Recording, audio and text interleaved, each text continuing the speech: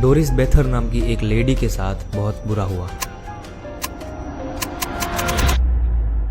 उसके ऊपर अत्याचार होते हैं, सेक्सुअल असॉल्ट होता है, रेप भी होता है और उसको फिजिकली हार्म भी किया जाता है और बहुत ज्यादा टॉर्चर किया जाता है। ये सुन के आप लोगों को ये लग रहा होगा कि ये कोई क्राइम केस होगा, लेकिन यहाँ पे सबसे डरावनी चीज ये है कि डोरिस ने ये बताया कि उसके साथ में ये जो चीजें हो रही है वो कोई इंसान नहीं कर रहा, वो एक पैरानॉर्मल एंटिटीज कर रही है। हिस्ट्री का one of the most haunted paranormal ये केस बहुत ही भयानक है और इसे मैं 3 पार्ट में बनाऊंगा, क्योंकि इतने छोटे से वीडियो में पूरी स्टोरी को कवर करना इट्स नॉट पॉसिबल।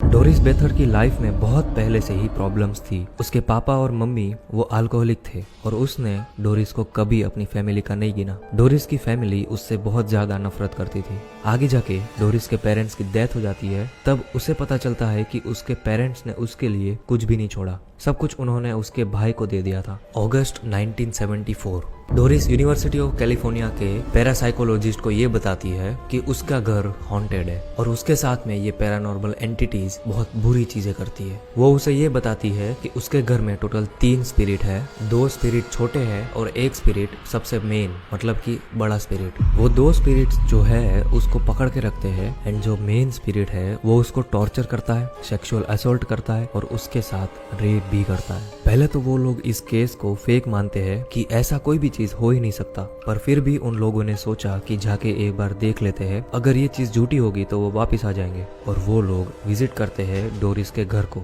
ये केस आगे बहुत ज्यादा क्रीपी टर्न लेता है। इस केस में बहुत सारे एविडेंस भी कलेक्ट किए गए।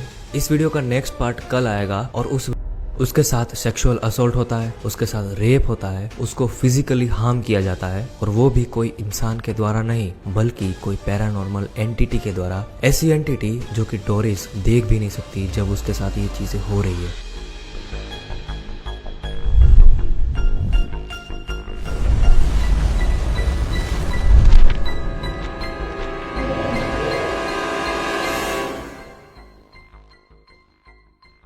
उसके घर में टोटल 3 स्पिरिट्स है। 2 स्पिरिट जो है वो उसे पकड़ के रखते हैं और तीसरा स्पिरिट उसके ऊपर बुरी चीजें करता है। यूनिवर्सिटी ऑफ कैलिफोर्निया के जो 2 पैरासाइकोलॉजिस्ट डॉक्टर बेरी टेफ और केरी गाइनोर, वो लोग पहली बार डोरिस के घर पे पहुंचते हैं इन्वेस्टिगेशन करने के लिए। वो डेट थी 22 अगस्त 1974। डोरिस के घर की हालत बहुत खराब होती है। डोरिस अकेली 4 बच्चों को संभाल रही थी और उसके साथ में इतना पैसा भी नहीं था। उसका घर भी बहुत टूटा फूटा था। वो दोनों इन्वेस्टिगेटर जब डोरिस के घर के अंदर जाते हैं तब उन्हें वहाँ पे कोई नेगेटिव सी वाइब आने लगती है। उन्हें ये लगने लगता है कि उस घर के अंदर कोई ना कोई तो नेगेटिव चीज है और ये चीजें कंफर्म तब होती है जब डोरिस उन इन्वेस्टिगेटर्स को अपनी बॉडी पे जो घाव थे उन्हें दिखाती है।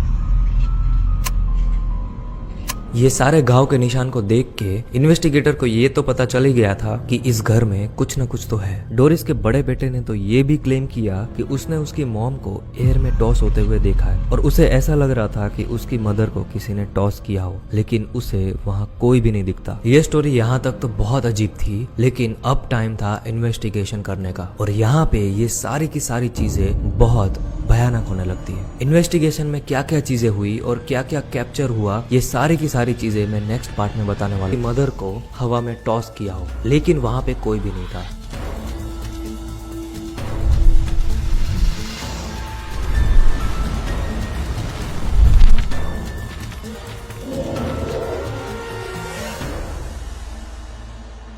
डोरिस के घर की इन्वेस्टिगेशन 10 वीक तक चली और मैं आपको इन सारी चीजों के मेन पार्ट्स को बताऊंगा। इस इन्वेस्टिगेशन में एक स्पिरिट फोटोग्राफी सेशन किया जाता है। जब ये सेशन स्टार्ट होता है तब वहाँ पे डोरिस होती है, इन्वेस्टिगेटर्स होते हैं और एक साइकिक भी होती है। साइकिक वो इंसान होता है जो ये बता सकता है कि आसपास में कोई इनविजिबल एनर्जी है या फिर नहीं, वो उसे फील कर सकता है। ये सेशन के दौरान जब साइकिक ये बोलती है कि उस रूम में कोई इनविजिबल एंटिटी नहीं है, तब खींचा हुआ फोटो बिल्कुल नॉर्मल आता है।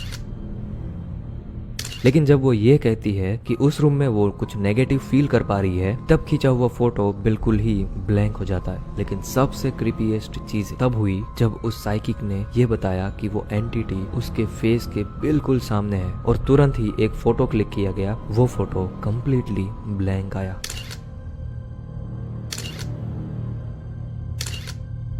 ये इन्वेस्टिगेशन से पहले डोरिस के घर के अंदर कुछ फ्लोटिंग लाइट्स भी देखी गई थी। ये लाइट्स तब दिखती है जब कोई स्पिरिट्स अपने आप को अपीयर कराती है। ये सारी चीजों को भी वो लोग कैप्चर करना चाहते थे, तो उन लोगों ने एक और फोटो सेशन किया। उस रूम को पूरी तरीके से कवर कर दिया गया ताकि उस रूम के अंदर बाहर की कोई लाइट्स ना आ पाए। बहुत बार उन लोगों ने उस फ्लोटिंग लाइट को मिस कर दिया, लेकिन बहुत मेहनत के बाद में उन लोगों ने कुछ ऐसी फोटोज को कैप्चर किया जिस फोटो में वो फ्लोटिंग लाइट्स दिखती है। और इस फोटो में एक लाइट दिख रही है। अगर वो लाइट दीवार पे होती तो कॉर्नर से बेंड होनी चाहिए थी, लेकिन वो नहीं हो रही। इसका मतलब है कि वो लाइट फ्लोट कर रही थी। अब उन लोगों के पास एक ही ऑप्शन रहता है, वो घर को छोड़ के चले जाने का। उसके बाद में डोरिस की लाइफ धीरे धीरे करके बेहतर होने लगती है और 1995 में डोरिस बेथर की नेचुरल कोज के चलते डेथ हो जाती है। उसके बाद भी ये केस खत्म नहीं हुआ। इस पे बहुत सारी इन्वेस्टिगेशन की गई और बहुत सारे एविडेंसेस को भी कलेक्ट किया गया। इस केस पे बहुत सारी डॉक्यूमेंट्रीज भी बनाई गई और एक मूवी भी बनाई गई जिसका नाम है द एंटिटी। ये केस दुनिया का one of the most haunted paranormal investigation का केस था।